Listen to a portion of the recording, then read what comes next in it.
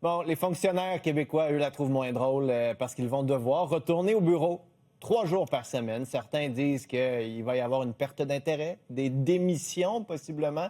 Ça pourrait même nuire à leur productivité.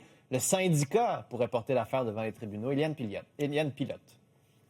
3 jours au bureau, c'est trop selon des fonctionnaires. Mais c'est ce qui sera imposé à partir du 26 janvier. Le gouvernement du Québec invoque une hausse de l'absentéisme. Pourquoi ramener ces gens-là sur la route dans le trafic? Pourquoi engorger justement les centres-villes quand on peut le faire de la maison? L'ajout de cette 3e journée obligatoire ne semble pas faire l'unanimité. Selon un sondage Maison réalisé auprès des membres du syndicat de la fonction publique et parapublique du Québec, 87 des gens sondés prévoient une hausse du stress et de la fatigue, 71 une diminution de l'intention de rester en poste et 63 une baisse de la productivité individuelle. On a des bureaux qui sont éclatés. J'ai des gens qui, dans le même service administratif, qui sont situés à Valleyfield, d'autres personnes à Montréal, d'autres personnes à Québec et d'autres personnes à Rimouski. Donc, l'équipe est éclatée déjà en partant. De les ramener 3 journées au bureau, qui vont vouloir faire des réunions d'équipe, ils vont quand même être en team, ça ne changera rien. Pour les quelques fonctionnaires que j'ai rencontrés ce matin, les avis étaient mitigés. Bien, il y a des avantages parce que j'aime ça aller au bureau, rencontrer les collègues, mais c'est sûr que c'est plus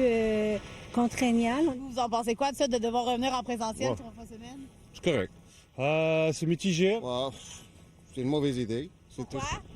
Maintenant, on s'est habitué à la conciliation travail.